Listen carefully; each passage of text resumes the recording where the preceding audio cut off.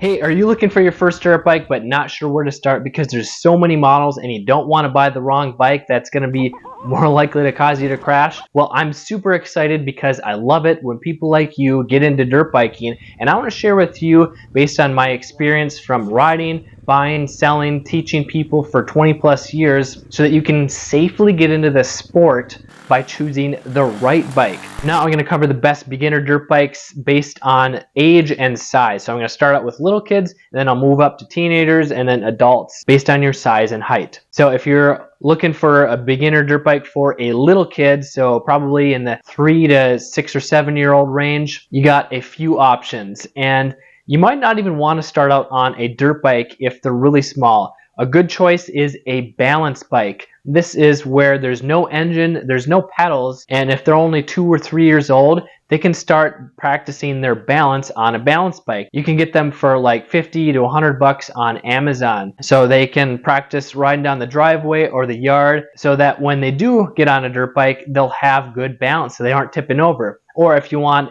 an electric balance bike that has a motor, you can get something like the Stasic, which are like $600 to $800 on Amazon, and I'll include links to these in the description below. And the electric balance bike, they not only practice balance, but they can practice throttle control because it has a real twist throttle just like a dirt bike. And compared to a dirt bike, the balance bike is cheaper and there's very little to no maintenance compared to a dirt bike. You don't have to deal with gas and oil and chain and all that. And they're also very quiet. And then moving up to a gas dirt bike, if you want the lowest seat height possible, Yamaha has the PW or the PB50. It's a 2-stroke oil injected dirt bike. It's very minimal maintenance. Just fill up on gas and make sure the oil tank is full, and it has an adjustable throttle and no shifting involved. It's basically as easy as it gets for a gas dirt bike, and it's super lightweight. It's like 30 pounds lighter than the next lightest dirt bike, which is the Honda Sierra 50 or the Yamaha TTR 50. These are air-cooled 4-stroke dirt bikes.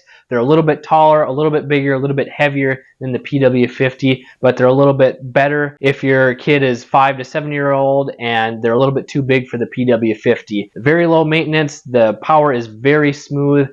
Very easy to use. And the big difference between the Honda and Yamaha is that the Yamaha has electric start where the Honda has kickstart, even though it's fairly easy to kickstart, but it's just one more thing that could be frustrating for your kid. Then moving up to the 7 to 11-year-old category. If the 50cc is too small, then moving up to the 110cc. So Kawasaki has the KLX 110, Yamaha has the TTR 110, and the Honda has the CRF 110. These are all air-cooled 4-stroke trail bikes, which are very easy to ride, very mellow, smooth power, soft suspension, which is comfortable for riding at low speeds. They all have semi-automatic transmissions, which means there's no clutch to worry about, but there is shifting. So you got a 4-speed transmission. Or if you still want a 110 for a pit bike, or if you're a little bit taller and can handle a clutch, Kawasaki has the KLX 110L. It's a little bit taller and it has the manual clutch. And then moving up to the 11 to 15-year-old range, or if you're just ready to move up from the 110, or if you want a manual clutch with a low seat height, Honda has the CRF 125, Yamaha has the TTR 125, and Kawasaki has the KLX 140. There is the small wheel and the big wheel models. The 125 or 140cc engines are, again, very smooth, very tame, enough power for any size beginner. And with the manual clutch, the power delivery makes it very easy to learn on and use the clutch because the first gear is really low and the power is very smooth. So when you're just getting going, you only need to get going like 3 miles an hour to let out the clutch and put your feet on the pegs. Where if you were starting out on like a KX65 race bike, you're gonna have to be going a lot faster. You're gonna have to slip the clutch a lot more. You're gonna have to have better throttle and clutch control, where the 125 trail bike is a lot easier and will build your confidence a lot faster. Now the big difference between these 125 or mid-size trail bikes is that the Honda has fuel injection and electric start starting in 2019. The older models only have carburetor and electric start, where the Yamaha, they only have the large wheel electric start version nowadays, where you have to go back to like 2011 if you want the small wheel. And the Yamaha only has a carburetor. And then the Kawasaki, they only have carburetor as well, but they're electric start.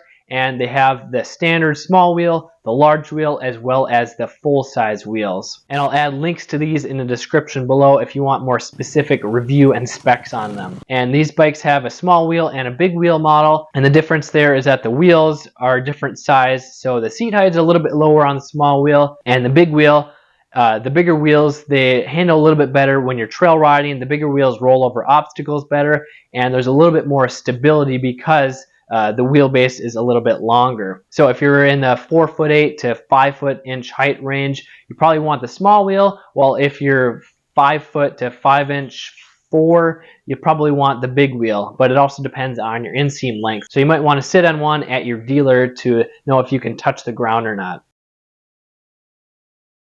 And first, I want to show you 5 dirt bikes that are terrible bikes to start out on if you are a beginner. Even if you're coming from riding on the street, riding mountain bikes, snowmobiles, jet skis, four-wheelers, riding a dirt bike is a different animal. And that's not to say it's going to be extremely difficult, but it's a very different experience because it requires more balance. You're riding in the dirt where there's never 100% traction. It requires constant body position and technique to stay in control and prevent falling or getting exhausted quickly. So when you start out on a bike that's easy to ride, it's going to build your confidence a lot faster than if you were to start out on a powerful dirt bike. So bike number 1 that you should avoid if you're just starting out is the Honda CRF 250R. This is a 4-stroke motocross race bike. You should avoid it because it has very aggressive, snappy power. This makes it hard to learn how to use the clutch, and the power is going to be a lot more likely to cause you to whiskey throttle, rum, and the bike to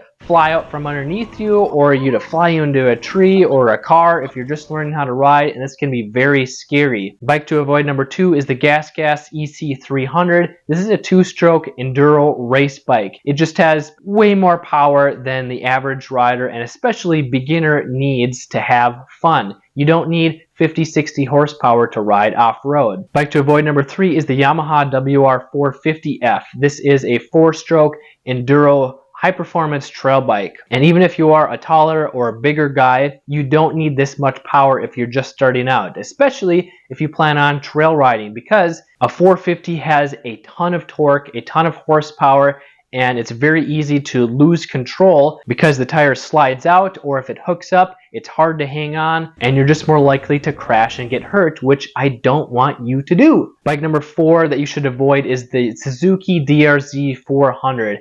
And even though it appears to be a little bit more beginner friendly, I don't recommend it if you are a first-time dirt biker or beginner trail rider, because it's heavy and it has more power than you need. And when you have a bike that is very heavy, it's not only more exhausting, but you're more likely to tip over, and it takes a lot more strength to handle if you're riding in the woods or riding at low speeds. And bike to avoid number 5 is the Yamaha YZ125. It may only be 125cc, but it's a 2-stroke motocross race bike. It has a really tall seat height, but the power is very snappy, and if you don't know how to control it, you're gonna the bike's gonna fly out from underneath you, and you might crash and get hurt. So should you avoid all racing dirt bikes if you're a beginner? My recommendation, yes. If you want to reduce your risk as much as possible, don't buy a race bike. Even if you can only find a good deal on a race bike, please just wait. Get a safer, easier to ride trail bike, which I'm about to cover now. And if you do want to prevent crashes, if you do want to become a confident and safe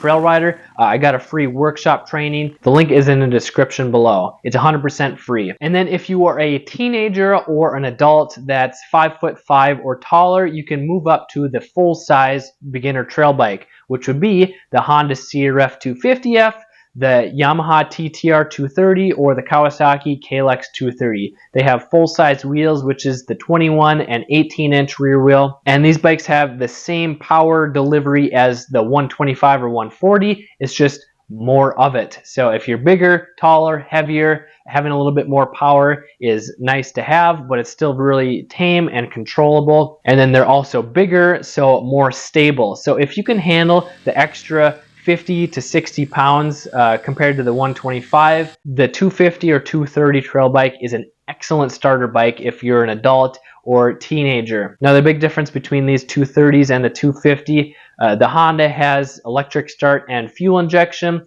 And the 250 has a little bit more power than the 230, but if you're just starting out, the 20cc is not going to really make a difference. Where the fuel injection is really nice because you never have to worry about a dirty carb or changing the jets. If you don't modify the bike, you can ride at basically any elevation, whether sea level or in the mountains, and the bike is going to run and start just as well. Kawasaki KLX 230R also has fuel injection and electric start, so it's another great choice if you want as little hassle as possible. Where if you want to save a few $100, the TTR 230 from Yamaha is still a great bike, but it hasn't changed since 2005. It has electric start, but it doesn't have fuel injection. It's just the same simple carb. But as long as you're riding every month, you shouldn't have to worry about the carb getting dirty and causing problems. And if you're using proper gas with little to no ethanol. Now, if you are a beginner that is over 6 feet tall, you might find that all these bikes are a little bit cramped feeling if you've been on them. So if you're 6'2", 6'4", you might think that, well, I need a 450 or a taller enduro bike. Well, you might be able to fit on them better, but I still don't recommend them because the power is just a lot snappier, more aggressive. It's just harder to control, and you will be able to build your confidence faster if you're riding a slower trail bike. So what bike should you choose? Well, you can still choose the Honda CRF 250F, and while it doesn't have as tall of a seat height, there are some ways to make the bike feel taller. Like I just found out about Hyperlight Moto. They offer some high quality aftermarket parts to raise up the forks, to raise up the rear shock. You'll get a higher clearance, but the seat height will be basically just as high as an enduro bike. And if you're 6'5", you're going to feel just as well on this. You're going to feel a lot less cramped than the stock bike, and you'll still get that same easy to ride power curve compared to the less controllable enduro bike. Plus, having the air-cooled trail bike, there's less maintenance. So if you hate working on your bike, these beginner trail bikes are definitely a good choice to start out on. But then you also have the KLX 300R. Yamaha stopped making it in like 2007, but then they started making it again in I think 2019. It has electric start, and the newer model has fuel injection. And even though it has pretty much the same seat height as the KLX 230R, the 300 is going to feel bigger because it's wider, so you're not going to feel as cramped, and it's longer wheelbase, so that the bike is going to be more stable. And then the engine has a little bit more power to handle more weight. The suspension is a little bit better performance, a little better travel, a little stiffer. So it's a better choice if you're a bigger or taller dude. I covered all the new beginner bikes, but if you can't quite afford those and are fine with buying a older, a cheaper used bike, then you should check out this video where I cover the best cheap used dirt bikes for beginners that are still reliable. So are you a beginner just starting out? Which dirt bike looks best for you? Let me know in the comments below. I'm Kelly Fager from MXHideout. Learn more, ride more.